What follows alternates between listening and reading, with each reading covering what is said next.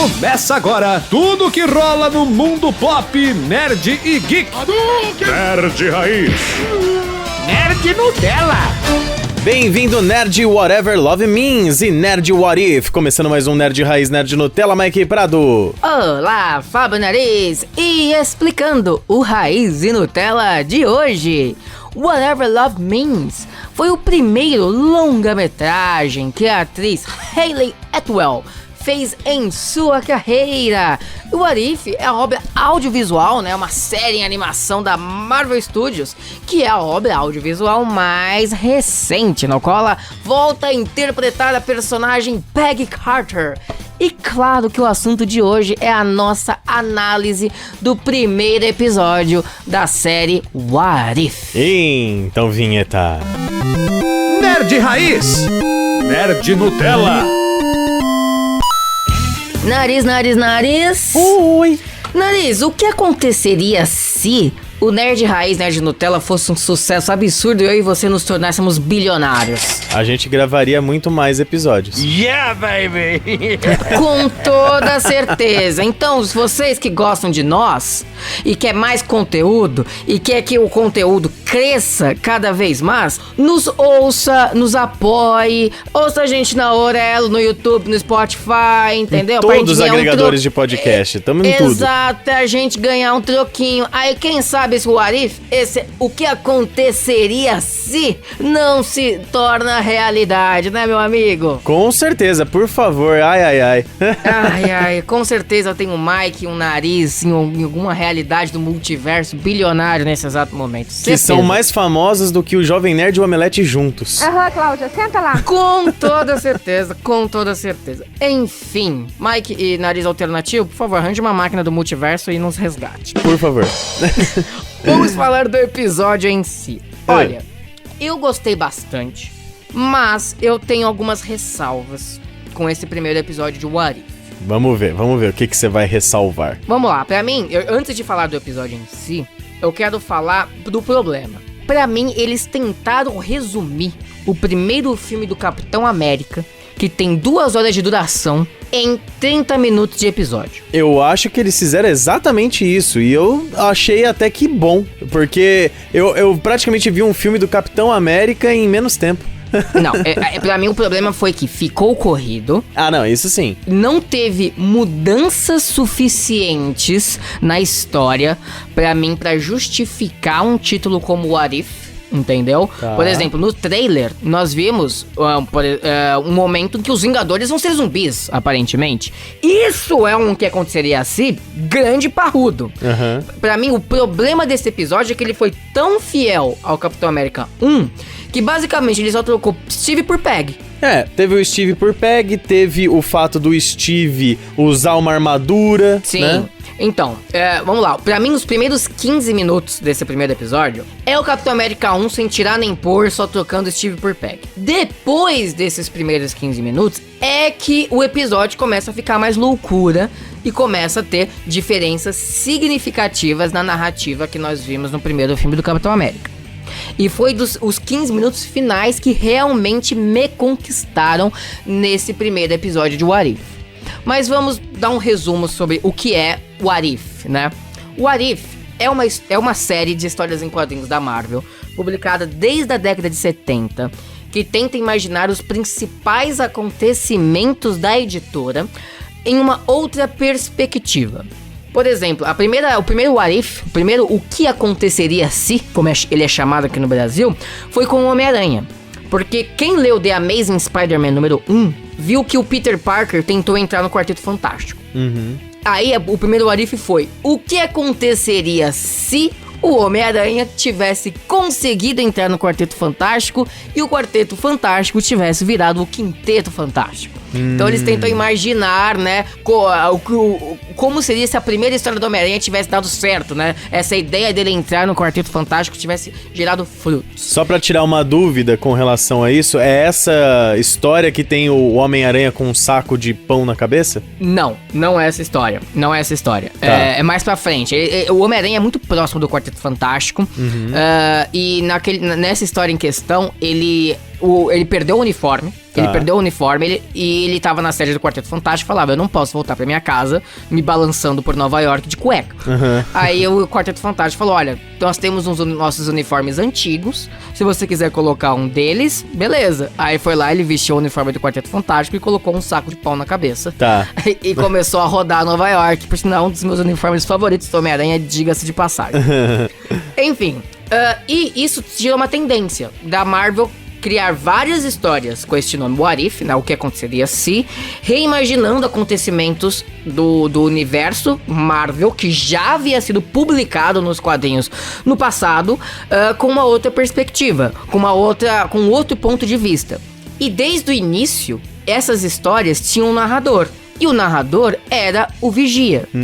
O Vigia, nos quadrinhos, ele apareceu pela primeira vez nos gibis do Quarteto Fantástico. Aliás, grande parte desse universo cósmico da Marvel teve sua introdução em gibis do Quarteto Fantástico, porque o Quarteto Fantástico ele servia muito como caldeirão de ideias da Marvel. Porque eles foram os primeiros heróis criados pela Marvel, de fato, quando a Timely Comics virou Marvel.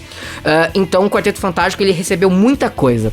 Não à toa, quando a Disney comprou a Fox de volta, não foi só os X-Men e o Quarteto Fantástico que eles receberam de volta. Foi todo um universo cósmico que eles não tinham acesso mais, porque tudo praticamente se originou no Quarteto Fantástico. Sim. Então, a perspectiva para o futuro da Disney e da Marvel Studios é muito grande com essa compra da Fox, não só, repito, pelo Quarteto Fantástico e X-Men, mas por causa de tudo que nasceu primeiro em Quarteto Fantástico. Enfim, continuando. E o Vigia, como eu disse, nasceu nos gibis do Quarteto Fantástico. Ele ainda não tinha exatamente uma função, como tudo que começa, ele ainda não havia sido muito desenvolvido, mas conforme os anos foram passando, as décadas foram passando, ele foi desenvolvido, a gente descobriu que o Vigia, ele vem de uma raça de alienígena que são conhecidos como os Vigias. Eles têm a grande missão de vigiar e observar e guardar as histórias que eles observam sem intervir. Antigamente, o primeiro grande vigia, ele chegou a intervir e deu muito errado. Aí eles prometeram a si mesmos jamais intervir na evolução das espécies que eles assistem. Resumindo, eles são aquelas tias fofoqueiras que ficam na janela só assistindo os negócios pra depois contar pra um pro outro. Exatamente. E os vigias têm a grande vantagem que eles não olham só uma realidade. Eles têm a capacidade de enxergar os multiversos. Sim. Então, eles vigiam todas as realidades. Pensa numa tia fofoqueira que sabe fazer o bagulho bem feito. Pode contar esse babado agora. Exatamente. Só que o Vigia da Terra, ele é mais rebelde. Ele se chama Uatu. E o Uatu, ele já interviu 300 vezes. Olha. Mas assim, 300 vezes o Uatu já interviu. Então é aquela tia fofoqueira, mas que também é barraqueira. Ai, como eu tô bandida. Exato. Porque o Uatu, ele se identificou muito com os humanos. É aquilo ali, né? Como toda ficção, a Terra, obviamente, não deixa de ser meio que o centro do universo, porque, né, a ficção é escrita por terráqueos. Sim. Não vi nenhuma Terra, até onde eu sei, não tem nenhum alienígena que escreveu histórias sobre o planeta dele. Até onde nós sabemos, o único planeta com vida é a Terra. Então faz sentido nós sermos o centro do universo.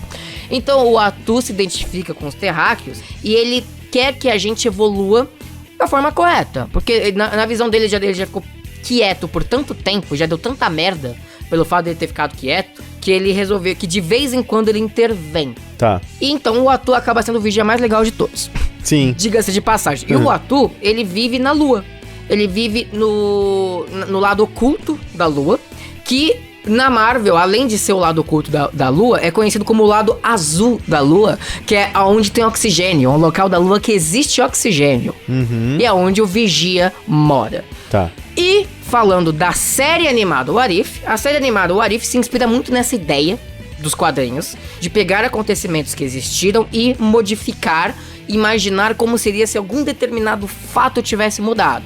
No caso, eles estão fazendo isso com os eventos do universo cinematográfico da Marvel. E é muito legal porque o Vigia, ele é muito didático nesse primeiro episódio. Eu acho que ele vai continuar sendo didático nos outros também. Ele contextualiza quem ele é, ele contextualiza sobre os multiversos, ele explica que tem diversas realidades. Inclusive, nesse primeiro episódio, ele mostra o ponto exato que causou a ruptura, né?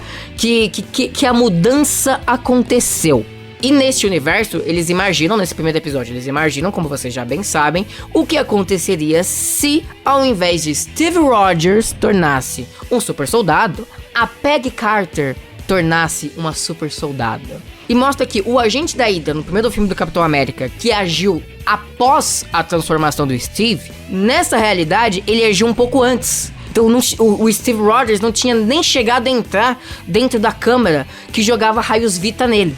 Só que, de acordo com Howard Stark, se a experiência não acontecesse naquele minuto, iria dar errado. Eles iriam falhar, iriam perder provavelmente milhões e milhões de dólares num experimento. Sim. E a Peggy Carter fala, não, vai acontecer, porque o Steve ele foi atingido por um tiro, né? Sim.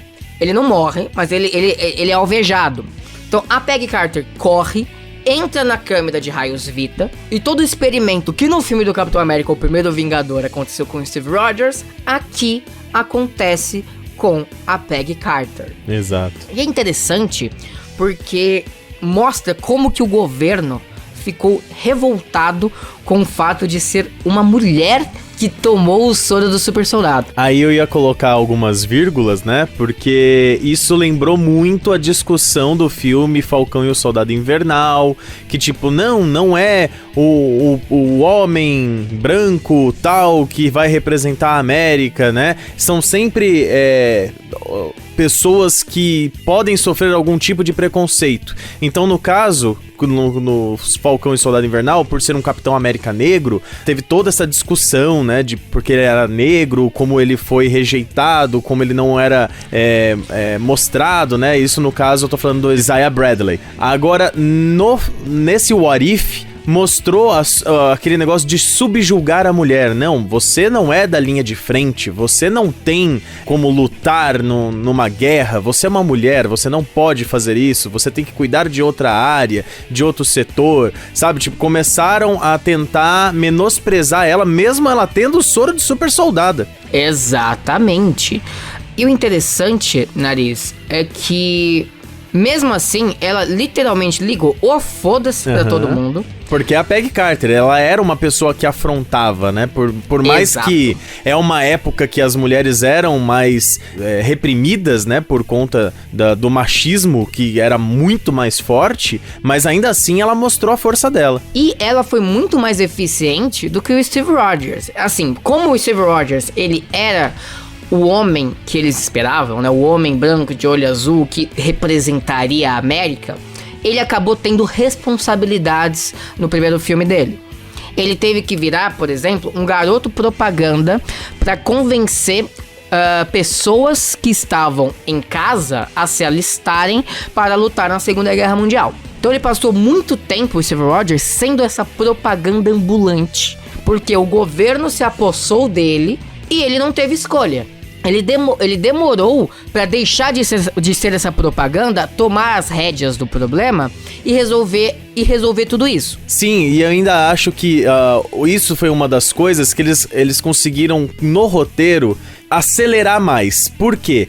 No roteiro, por conta da Peg ser mulher, etc e tal, meio que falaram assim, olha, a gente até fez uma roupa, mas o chefão lá não tava querendo explorar você pra explorar a sua imagem, né? Isso. Então, o que ele fez?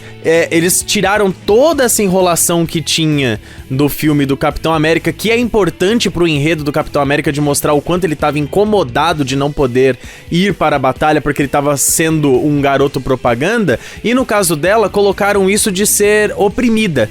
Você não deve ir pra linha de frente porque você é mulher. Então eles resolveram muito rápido um grande pedaço de, sei lá, 20 minutos de filme do Capitão América, eles resolveram nesse diálogo do cara sempre indo contra ela por ela ser mulher. Sim, esse arco da parte do garoto propaganda não existiu nessa realidade, porque, como o Nariz acabou de falar, eles não queriam usar a Peg para divulgar, para ser a cara da América, apesar que ela não é americana, né? Mas pra ser o rosto do soro do super soldado, sabe? Eles não queriam usar a Peg, eles tiveram vergonha de que uma mulher que recebeu esse soro. Mas por causa disso, a Peg podia ir direto ao ponto. Sim. E quando eu digo direto ao ponto, por exemplo, nessa versão, eles conseguiram ter acesso ao Tesseract, né? O governo americano conseguiu ter acesso ao Tesseract muito antes do que no filme do Capitão América, o Primeiro Vingador. Porque no Capitão América, o Primeiro Vingador, o Tesseract afunda no Ártico junto com o Steve. Sim. E depois que ele é resgatado pelo Howard Stark. Aqui não. Aqui a Peggy Carter, sendo a Capitã Britânia, né? No caso, nem Capitã Britânia, né? É Capitã Carter. Sendo a Capitã Carter, ela conseguiu o Tesseract muito antes.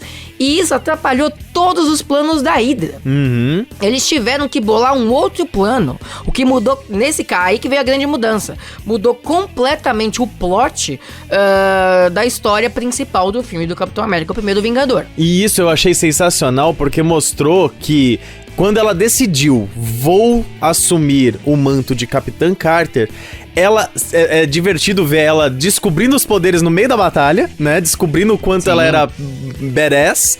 E forte. Na primeira missão dela, ela já conseguiu o Tesseract. Então, assim, resolve rápido essa mulher. Agora é girl power na parada, gente. Exato. E uma coisa que eu percebi nesse episódio é que ele é mais violento. Sim. Tem vários momentos que a gente vê pilhas de corpos um em cima do outro. Uhum. O que a gente não via no primeiro filme do Capitão América. E como no primeiro filme do Capitão América a Hydra tinha acesso ao Tesseract, eles criaram todo um armamento na qual o Tesseract que carregava. Sim. Então a Hydra, eles usavam armas que soltava tipo uma luz azul, uma luz que lembrava o Tesseract. Sim, que desintegrava as pessoas, né? É, isso acabou sendo a justificativa da Marvel Studios não usar balas, né, chumbo, e consequentemente não ter sangue em cena. Uhum. Nessa animação, como a Hydra perdeu o Tesseract muito rápido, eles usam bala mesmo. Sim. Então tem muita cena da galera metralhando uma a outra. Não digo que tem sangue, não tem sangue, mas tem cena de violência mostrando tiro de verdade. Como eu disse, tem corpos empilhados. Então acabou sendo ligeiramente mais pesado do que o primeiro filme do Capitão América. Não dá essa impressão porque é uma animação, então acaba chocando um pouco menos. Mas se você reparar, você nota que esse episódio tem este tom um pouco mais pesado. Sim. E o fato dos americanos terem tido acesso ao Tesseract mais rápido permitiu que o Howard Stark criasse uma armadura muito parecida com a armadura que o filho dele, que é o Tony Stark, viria a criar anos no futuro. Sim. E essa armadura é alimentada com a energia do Tesseract. Verdade. Ou seja, por causa disso, já causou essa mudança histórica. Porque naquela época eles não iriam ter energia suficiente para alimentar uma armadura daquele tamanho. Mas com acesso ao Tesseract eles tiveram. E o Steve Rogers acabou virando a pessoa que ficou dentro dessa armadura. É, ele virou praticamente o primeiro Homem de Ferro. Exato. E o Steve Rogers, apesar de não ter entrado na câmera de raios Vita, ele ainda foi útil para a guerra. E uma coisa que eu gostei bastante é que o amor de Peggy Carter e Steve Rogers ainda continuou existindo. Sim. Ou seja, não foi por causa da aparência do Steve Rogers que a Peggy se apaixonou pelo Steve. Foi pela essência dele. Então, independente dele ser um homem alto e fortão, ela continuou apaixonada pelo que o Steve Rogers é. Pela pessoa que ele é, pela pessoa que ele representa. E mesmo ele fraco, pequeno, doente, porque no primeiro filme a gente descobriu que ele tinha uma série de doenças, ele se arriscou o suficiente para entrar em uma armadura e ajudar os seus amigos e os soldados no campo de batalha. E assim, não tem nenhum momento que os dois se beijam, mas tem quase um momento que eles se beijam. Uhum. E claramente eles são duas pessoas que estão apaixonadas um pelo outro. Sim. Então eu gostei de ver isso, meio que mostrando que a Peggy não se apaixonou pelo corpo, ela se apaixonou pela pessoa. Não que o filme não tivesse deixado isso claro, mas ver a Peggy, que nessa versão é muito mais badass do que na versão do primeiro filme, que já era badass. Sim. ainda assim se apaixonando pelo Steve, magricela, baixinho, mostrando que ela amou a pessoa e não o corpo, eu achei muito legal, achei muito interessante, eu achei muito legal que eles exploraram isso. É verdade, é verdade. E eu também gostei do fato que a outra coisa que acontece no primeiro filme e que aí eles tiveram também uma resolução rápida, né, pra mostrar, é o resgate da turma do Bucky, né? Sim. Foi muito bem construído e é muito divertido você ver a reação dos caras de tipo, ué, o que essa mulher tá fazendo aqui?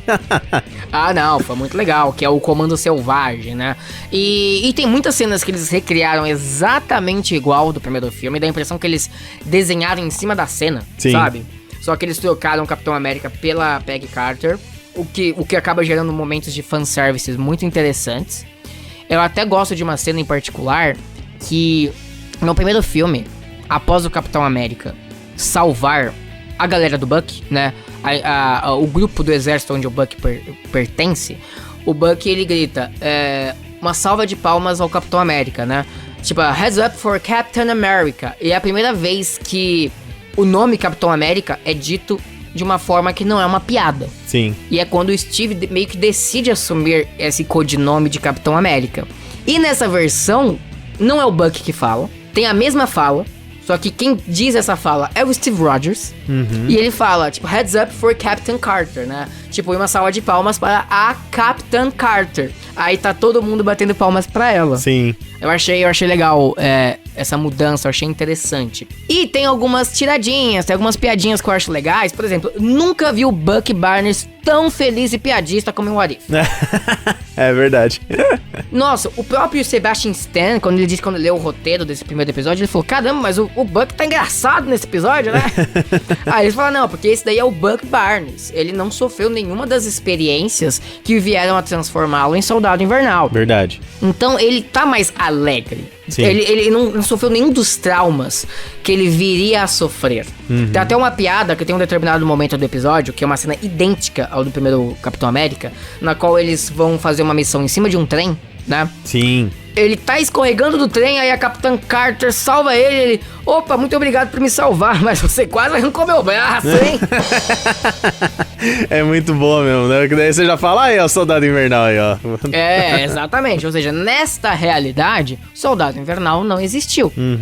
Enfim, avançando mais na história... completando, né? Já que você falou dessa cena do trem, o Steve... Ele tá meio que desacelerando o trem pra todo mundo conseguir entrar, né? Quando ele tava dentro da armadura. E quando ele entra dentro do trem, ele vê que é uma cilada e que vai explodir. Ele fala pra todo mundo fugir. Nessa que todos eles descem do trem, né? Eles pulam do trem. O Steve cai junto com o trem. E é aí que a Hydra captura de volta, né? O Tesseract com a armadura, no caso do Howard Stark. Exatamente. Gera um mistério porque eles fazem a gente acreditar que o Steve Rogers morreu. E que talvez ele possa vir a ser um soldado invernal da vida, né? É, exato, porque a cena foi muito parecida com a do Bucky quando ele caiu. Assim, eu não acho que isso aconteceria porque no primeiro filme do Capitão América, enquanto o Steve Rogers estava na missão pra salvar os soldados do grupo do Bucky, o Bucky era o único que não estava na cela junto com os outros soldados, porque ele estava sofrendo experimentos do Armin Zola. O Armin Zola estava fazendo uma série de experimentos em uma sala separada com o Bucky. Foi esses experimentos que fizeram o Bucky sobreviver à queda do trem, porque ele estava mais forte. Ele só perdeu um braço na queda do trem. Aí, nós estamos vendo um Steve Rogers que não teve soro nenhum, não teve experimento nenhum e que é uma magricela. Sim. Então a chance dele morrer é bem grande, assim. Talvez não porque ele tava dentro da armadura, né? Então não sei. É verdade. Não, esquece que eu acabei de falar, porque você tem razão que como ele tava dentro da armadura, a armadura segurou a queda e ele sobreviveu. Sim, sim. Então daria sim pra eles fazerem experiências do Soldado Invernal no Steve Rogers se eles quisessem. Então faz sentido. Mas continuando. Então ela volta, daí tem aquela conversa também que é desagradável com o chefe lá. E daí, nessa conversa aí que ela tem o período de luto, ela descobre... Ela vai lá falar com o Zola, com o cientista que tá preso. O Armin Zola. Daí ela conversa com ele e daí ela consegue descobrir todo o plano do Caveira Vermelha. E daí é aí que eles vão lá pro castelo. E depois de tudo isso, né, que teve esse período de luto da Peggy Carter, eles descobrem onde a Hydra está. E a Hydra está num castelo. Eu acho, no Vingadores Era de Ultron, o Barão de Von Strucker, que é um dos líderes da Hydra também, ele tem a sua base num castelo. E o começo do Vingadores Era de Ultron é justamente os Vingadores tentando invadir esse castelo pra pegar de volta o cetro do Loki, que a Hydra havia sequestrado, que a Hydra havia pegado, né? Que é justamente que é o momento que nós conhecemos a Wanda Maximoff e o Pietro Maximoff, que é a Feiticeira Escarlate, e o Mercúrio. Eu acho que é o mesmo castelo que nós vimos em Era de Ultron. Faz sentido. Só que nós vimos antes, Deve ser alguma base da Hydra de fato, né? Que nós não chegamos a ver no primeiro filme do Capitão América, mas vimos, repito, no segundo filme dos Vingadores. E aí que a coisa fica bastante maluca. Vamos lá. Primeiramente, a gente descobre que Steve Rogers sobreviveu. E que a armadura dele está sendo mantida em outro canto e que, como o Nariz citou, a Hydra está de posse do Tesseract novamente. E como a Hydra essencialmente são nazistas, né? Eles são nazistas. Os nazistas sempre estão à procura da força maior, né? Do humano perfeito. O Caveira Vermelha não é muito diferente de Hitler nesse sentido. Acontece que tem até uma fala do primeiro Capitão América, na qual o Caveira Vermelha diz que o erro de Hitler foi procurar essa criatura superior entre os humanos. E ele sabia que existia forças maiores na qual o humano superior existia, né? Tanto que quando ele pega o Tesseract no primeiro filme do Capitão América, ele fala que este era um tesouro que estava guardado na sala de tesouros de Odin. Sim. Então o Caveira Vermelha sabia que as lendas nórdicas não eram só lendas. Então ele sabia que aquele cubo poderia ser a passagem dele para conhecer tais criaturas superiores. Então é a mesma ideia aqui, só que o Caveira Vermelha ele tá tentando trazer uma criatura superior de algum outro lugar. Eu até cheguei a acreditar que o Thor poderia aparecer na cena vista em What If, pra você ter uma ideia. Porque ele estava, repito, à procura de trazer a raça superior para a Terra. E ele estava ativando o cubo, né? Ele conseguiu fazer que o cubo, que o Tesseract, criasse um portal, que é a principal função do Tesseract. Afinal de contas, o Tesseract é a joia do espaço. Sim. Nesse meio tempo acontece uma série de lutas, o Steve Rogers consegue recuperar a armadura.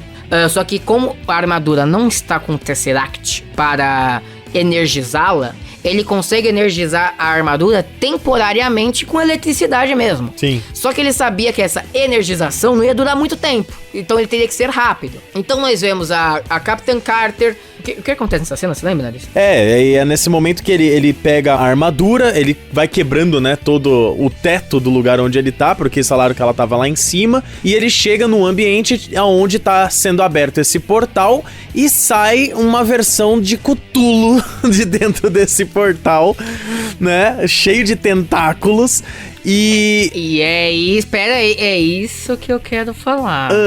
Abriu-se um portal e do nada saiu uma tonelada de tentáculos. É como se um polvo estivesse tentando sair de lá. Sim. Qual personagem da Marvel que parece um polvo e é intimamente ligado a multiverso existe? Shuma Gorath. Eu acho que é o Shuma Gorath que tá sendo especulado como um dos principais vilões de Doutor Estranho no Multiverso da Loucura. Olha aí, hein? Eu só não afirmo que é o Shuma Gorath porque nós não vimos uma de suas principais características, porque ele é basicamente um olho com tentáculos. Sim. Nós não vimos o olho, só vimos os tentáculos. Então eu tenho minhas dúvidas se é o Shuma Gorath ou não. Mas é muito específico você abrir um portal e sair tentáculos de dentro dele em uma série da Marvel. Então tem tudo pra ser o Shuma Gorath. Faz sentido. E é até legal ver o que acontece, né? Porque o Caveira Vermelha falando, nós vamos trazer esse ser superior, tal. E o logo, vamos dizer assim, né? Deles é um polvinho, né? Exato. Exatamente. A Hydra é um polvo. Basicamente é isso, que eles até falam, arranque uma cabeça, 2 novas cabeças irão nascer. Sim, e é muito legal você ver ali a cena acontecendo, porque você fala, o que a Capitã Carter vai fazer contra um monstro daquele tamanho? Que pegou o Caveira Vermelha e com uma apertadinha explodiu o cara. Exatamente. E aí que a gente vê a resiliência da Capitã Carter, porque ela foi cortando os tentáculos ali, que ela tava com uma espada. Ela foi cortando os tentáculos, ela foi realmente dando o melhor de si para defender as pessoas que estavam ali. E é aí que tem uma cena que é um espelho da cena do primeiro filme do Capitão América. No primeiro filme do Capitão América, o Steve Rogers descobre que a única forma do avião na qual ele está não destruir o alvo que ele iria destruir, porque eu não me recordo qual é, né? Mas era um avião que estava cheio de bombas, era afundando este avião no Ártico, no rio. E ele tem um último diálogo com a Peggy Carter, dizendo que ele vai ter que se sacrificar. E ela até fala, não, você não vai se sacrificar porque você me deve uma dança, né? E eles combinam a data de encontro, né, para essa suposta dança. Só que o Steve Rogers não consegue terminar a fala, porque é o momento no qual ele afunda o avião e todo mundo acredita que o personagem morre. Sim. Mas, logicamente, a gente descobre que, na verdade, ele ficou congelado por 70 anos, até que ele foi descongelado na época do primeiro filme dos Vingadores, pra justamente ajudar os heróis mais poderosos da Terra a derrotar Loki e seu exército. Aqui temos uma versão similar. A Peggy tem um último diálogo com o Steve. Eles falam da dança também, que eu achei muito bonito. Eles falam que eles querem dançar juntos, que eles precisam marcar um encontro, né, pra eles dançarem. Só que a Peggy, ela tem noção que ela precisa empurrar essa criatura maluca, cheia de tentáculos, de volta para o portal. Sim. Então ela passa a empurrar com sua força bruta essa criatura tentacular de volta, só que ela acaba entrando junto. Sim. E é aí que vem o plot twist. Ela vai parar no exato momento em que Nick Fury e Gavião Arqueiro estavam testando o Tesseract. Que é exatamente o mesmo local no qual o Loki aparece no primeiro filme dos Vingadores. Exatamente o mesmo. E a pose que o Nick Fury e o Gavião Arqueiro fazem quando eles olham pra Capitã Carter é exatamente a mesma pose que os dois estavam fazendo quando eles estavam olhando pro Loki saindo do portal. A diferença é que não é o Loki que saiu, Exato. Foi a Capitã Carter, e dá pra ver que ela é famosa, porque o próprio Gavião Arqueiro, quando ele vê a Capitã Carter, ele fala pro Nick Fury, cara, eu acho que é a Capitã Carter. Sim. Do tipo, cara, é a, sei lá, é a super soldada da Segunda Guerra Mundial. Porque vale dizer, né, vale acrescentar que por mais que o governo não quisesse que a Peggy Carter virasse uma garota propaganda, a Capitã Carter ficou tão popular que o cara que renegava a Capitã Carter passou a falar dela com orgulho e passou a mentir. Nossa, não, eu sempre aceitei a Capitã Carter desde o início. Nossa, ela é maravilhosa. Ou seja, a Capitã Carter ficou famosa também, da mesma forma que o Capitão América havia ficado. Sim, aliás, deixa eu só fazer um adendo, uma coisinha que eu observei, eu ficava lembrando, mas no filme não era esse cara, esse chefe chato, né, que fica falando, no filme, quem interpretava ele era Jamie Lee Curtis, né? Ele morreu na primeira cena do que o agente da Hydra atira no Steve Rogers. Ah, verdade. Ele aparece, ele está na cena com as mesmas feições do Tommy Lee Jones, só que no Arif, nessa versão que aconteceria assim, ele acabou sendo morto antes de sequer poder treinar a Peggy Carter e etc. Entendi, por isso que é esse outro cara, agora fez sentido. Tá, continue,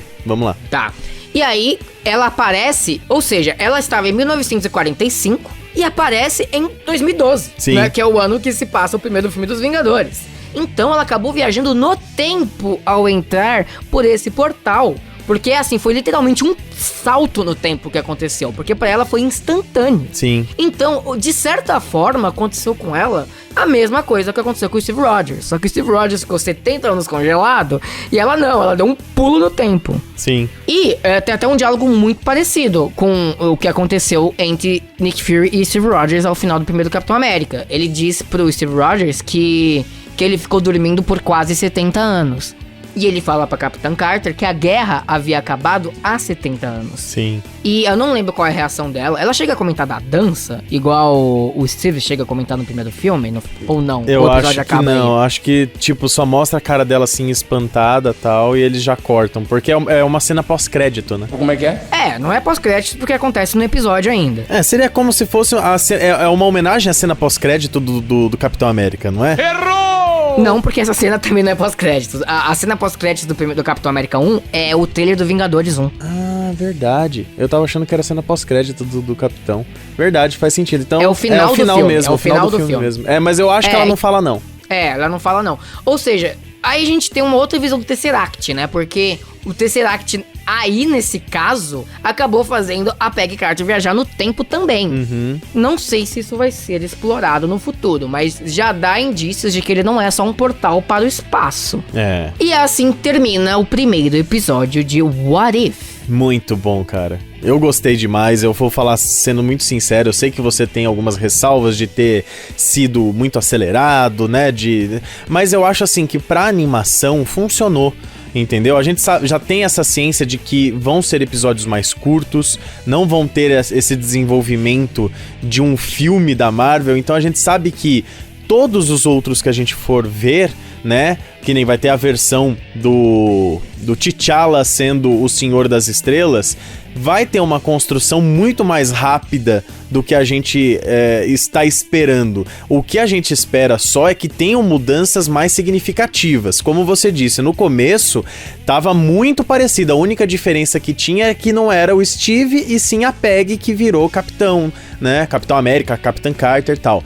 Mas eu acho que eles conseguindo colocar outros elementos assim diferentes, legais, tal, que mudem mesmo um contexto, vai ser muito legal de ver. Eu gostei muito do fato dela ser a Capitã Carter, porque teve esse explorar esse negócio de tipo a mulher que era submissa aos homens, né, e ela mostrando que ela era mais do que aquilo, né, teve essa mudança do caso do Steve acabar assumindo como se fosse um novo Homem de Ferro, né, o primeiro Homem de Ferro, né, esse negócio dos tentáculos, dela passar no tempo, dela não ficar congelada, não ser praticamente a mesma história, né, do Capitão América. Então assim, não foi nada muito brusco, mas foi uma mudança significativa que, se explorarem e trazerem a Peggy Carter, a atriz da Peggy Carter, né, pra algum filme da Marvel, sendo a Capitã Carter, vai ser sensacional. Já vai ter valido muito a pena. Concordo 100% com você nesse sentido. Eu tô pensando muito no público geral. Por exemplo, WandaVision, eles tiveram a consciência de colocar 2 episódios na estreia. Sim. Não foi o primeiro episódio e o segundo episódio saiu na semana seguinte. Não. Foi os 2 primeiros episódios na estreia. Isso já ajudou a ter uma noção melhor do que o WandaVision se trata. Porque o segundo episódio termina com o ambiente em preto e branco ficando colorido, com a gente saindo do esgoto e ela falando não, e o tempo voltando, sabe? E as coisas sendo o que a Wanda quer, mostrando que é ela que tá controlando aquele mundo. Tem 2 cenas da espada anotando no caderninho o que tá acontecendo. Então o espectador entende que não era uma série dos anos 50. Sim. Que é algo diferente. Se fosse só o primeiro episódio ali, eu acho que o espectador ficaria confuso. Eu acho que faltou pra What If, e eu não sou a única pessoa que pensa assim, ter colocado mais alguns episódios meio que pra explicar que o What If vai ter alguma importância maior ainda, entendeu? Sim. Não é só algo isolado. Eu acho que vão ter vários episódios isolados. Todos os episódios, eu creio que a grande maioria vão ser histórias isoladas de fato. Isso já foi confirmado.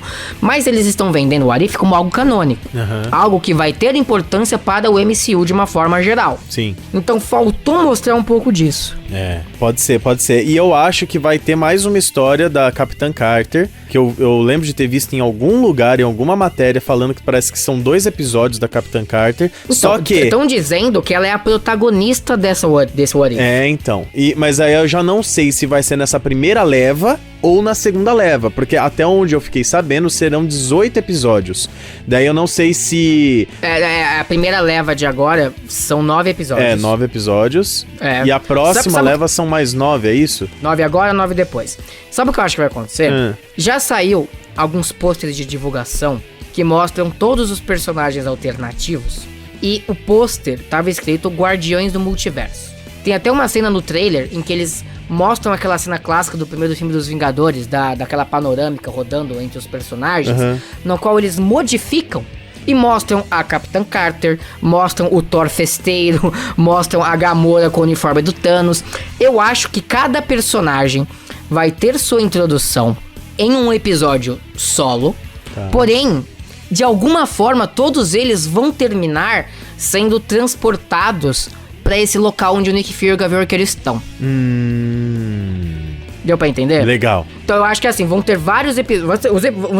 Vários episódios isolados, mostrando esses mundos alternativos, historinhas fechadas. Mas ainda vai ter aquele episódio, nem que seja o último episódio, na qual vai juntar essas versões alternativas dos personagens em uma coisa só. Eu fiquei imaginando agora, cada episódio que passa, termina na cena que tá o Nick Fury e o Gavião Arqueiro, daí tava a Capitã Carter, daí chega mais um, pum, daí no outro episódio chega o outro, daí fala, mas o que tá acontecendo? Tá tendo filho esse portal aí? Tá todo mundo vindo pra cá? Tipo isso, eu não digo que vai ser exatamente assim, mas eu acho que é isso que vai acontecer. Se eu não me engano, o segundo episódio vai ser o episódio do Senhor das Estrelas sendo T'Challa. Sim. E, cara, no trailer mostra todos eles juntos. Sim. Alguma coisa vai ter que acontecer pra eles se juntarem, porque não é a mesma linha do tempo. Por exemplo, no episódio dos zumbis, a gente vê claramente o Soldado Invernal enfrentando o Capitão América. Ou seja, naquela realidade, o Soldado Invernal existe. Sim. Então, entendeu? Ou seja, é uma realidade diferente. Não é a mesma realidade da Capitã Carter, na qual o Soldado Invernal nunca existiu. Ou seja, eu acho que cada personagem vai vir de uma realidade alternativa, só que em algum momento eles vão se juntar na mesma realidade. Tá. É a minha teoria. Eu acho que de alguma forma esses episódios vão terminar com cada um dos protagonistas de cada episódio se encontrando, indo parar no mesmo local onde a Capitã Carter apareceu. Eu acho, não li em lugar nenhum. É a minha teoria. Boa, então depois de toda essa análise e dessa teoria que o Mike trouxe, a gente traz as manchetes do dia. James Gunn revela que o Warner Brothers pediu a ele que O Esquadrão Suicida fosse um filme PG-13, ou seja, o equivalente no Brasil como um filme censura 14 anos. E James Gunn disse: vocês podem fazer isso, porém, vocês vão ter que encontrar outra pessoa para dirigi-lo. Nesse momento, a Warner olhou para James Gunn e falou: tudo bem, pode fazer o filme para maior de idade, porque queremos que você dirija. Danny DeVito está escrevendo uma HQ do Pinguim. Vale lembrar que o ator interpretou o Pinguim em live action no clássico Batman: O Retorno de Tim Burton. Excelente notícia! Foi confirmado que My Hero Academia, o popular mangá / anime que mostra a visão japonesa do mundo dos super-heróis, vai ser adaptado sim como um longa-metragem em live action feito pelos Estados Unidos. Só que a grande surpresa é que o diretor da versão americana de My Hero Academia vai ser Shinsuke Sato. Ele é um dos diretores japoneses mais reconhecidos atualmente e ele é principalmente conhecido por ter adaptado vários mangás para o live action no Japão. Entre os filmes que ele fez, foi o live action de Gantz e o live action, por exemplo, de I Am a Hero, que é um excelente mangá sobre zumbis. Vale dizer que o live action de I Am a Hero é elogiadíssimo pela crítica. Ou seja, eles contrataram um diretor japonês acostumado a adaptar mangás para longa-metragem live action para dirigir a versão americana em live action do mangá My Hero Academia. Eu só enxergo muito sucesso nessa notícia e fiquei ainda mais ansioso por esse live action de Boku no Hero Academia. Jonathan Major confirma que já começou a filmar Homem-Formiga 3, onde ele interpretará Kang o Conquistador. E o mundo das adaptações de animes e mangás acaba de sofrer outra bomba positiva. Eu acabei de falar da excelente notícia envolvendo a adaptação de My Hero Academia e saiu as descrições de personagem da série live action de One Piece que a Netflix está produzindo. E nessa descrição parece que está confirmadíssimo que a Netflix está à procura de um ator de 17 anos de idade para interpretar o Luffy, que é o protagonista, e a Netflix quer sim que seja um brasileiro. Quem será o brasileiro sortudo que interpretará o personagem Monkey D. Luffy na adaptação live action de One Piece, hein? Filme de Spawn terá nova versão do roteiro escrita por Brian Tucker, conhecido pelo filme Linha de Ação, relembrando que Jamie Foxx foi anunciado anos atrás como protagonista. Um dos mascotes do PlayStation, que é o personagem Sly Cooper, que teve uma trilogia de games de muito sucesso para o PlayStation 2, parece que irá retornar com um jogo inédito para o PlayStation 5. Um dos criadores da franquia, Sly Cooper, inclusive, escreveu um recado pedindo para os fãs fazerem muito barulho para que a Sony produza sim, de fato, mais um game do guaxinim mais querido dos consoles PlayStation. O filme Free Guy assumindo o controle, além de ter estreado com uma nota surpreendentemente boa no Rotten Tomatoes, foi muito bem na bilheteria. Ele ultrapassou expectativas arrecadando 26,4 milhões de dólares em sua abertura. Considerando que ele é um filme que não é uma continuação, adaptação e nem está presente em um universo cinematográfico estabelecido, isso é muito positivo, especialmente porque o longa também não está sendo exibido em nenhum streaming, apenas nos cinemas.